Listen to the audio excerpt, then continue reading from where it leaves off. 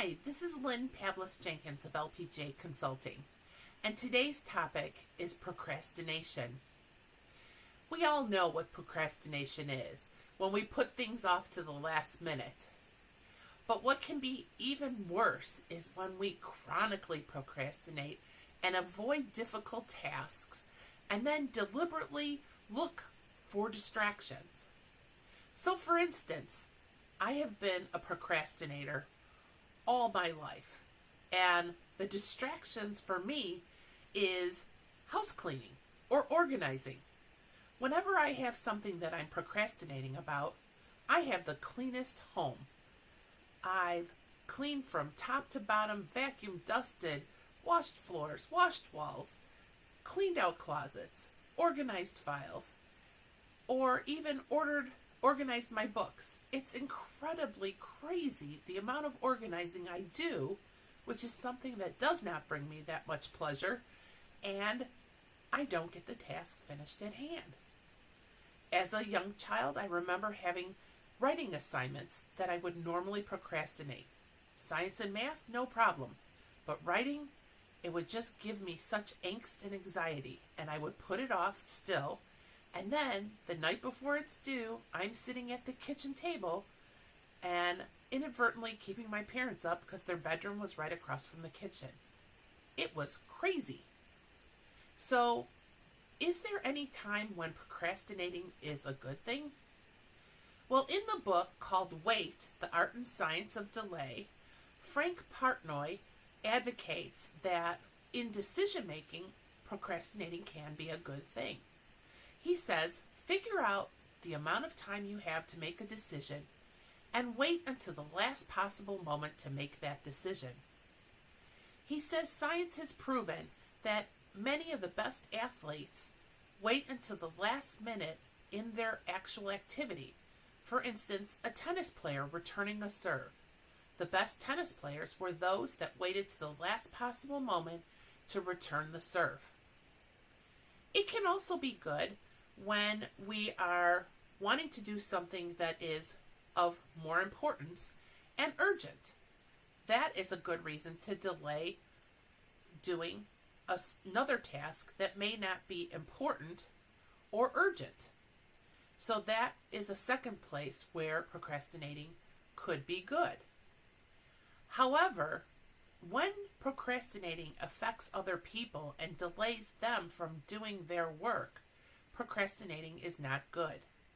It's also not good when it causes us anxiety, stress, and worry, and lack of sleep, because rather than just doing the task, we are putting it off, and over time, those levels of anxiety and worry just increase. So, what can we do to stop procrastinating? I would like to outline 9 steps that you can take to begin working on procrastination. The first step is be kind to yourself and realize that this has probably been a habit for quite some time and it's going to take a while to change. And some parts of it you may not even change.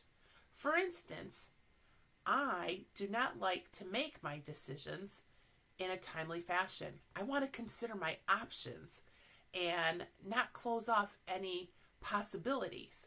And as an adult, I learned when I became qualified in Myers-Briggs Type Indicator that this is a perception preference versus a judging preference. So that's okay, much like I just explained with the book by Frank Portnoy. Second, put what you're trying to do in writing. So I often jot it down on a to-do list and make an entry in my calendar. Which leads me into the third step, which is breaking down tasks, the actual task, into smaller steps. So in my calendar, I may have 3 or 4 entries that break each of the little components and due dates down so that it's not just due all at the end date when the deliverable is expected. The next 4th step is to reframe the negative thoughts. For me, this would be, oh, I can't write. I'm not a writer. I'm a scientist. I'm a mathematician. The true fact is, I actually can write well. It's just that when it's down to the wire and the pressure's on, I feel like I'm my most creative. But I need to reframe that and say, what could I possibly write that would be interesting or humorous or engaging if I was to break it down and do it in smaller parts? Maybe do the executive summary first or the outline, and then write a third of it one day, the second third the next day, and the final third on the third day. So we have be kind to yourself, put it in writing, reframe negative thoughts, and break down the task into smaller steps. The fifth step is letting go of perfection. It just gets in the way. If you want it to be perfect the first time off, you are going to delay doing the task. Rather, think of it like a draft. If you were to submit a draft, there would not be the expectation that it has to be perfect.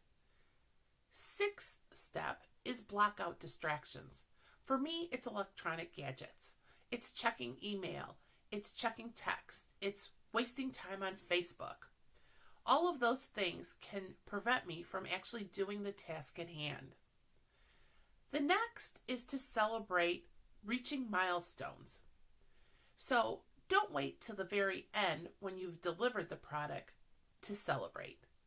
Rather, at each important deadline or deliverable, celebrate that you've reached that milestone rather than wait till the very end.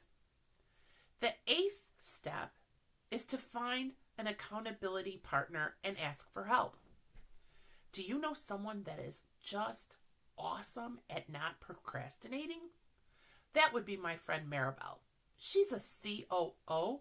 She's so good at managing her to-do list, breaking tasks down, not expecting perfection on the first time. That's what makes her an excellent COO.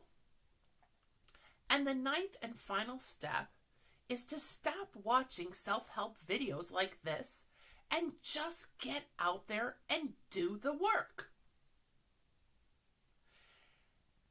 If you have found these steps helpful and would like to learn more about changing habits such as procrastination, please reach out to me at Lynn at lpjconsulting.com.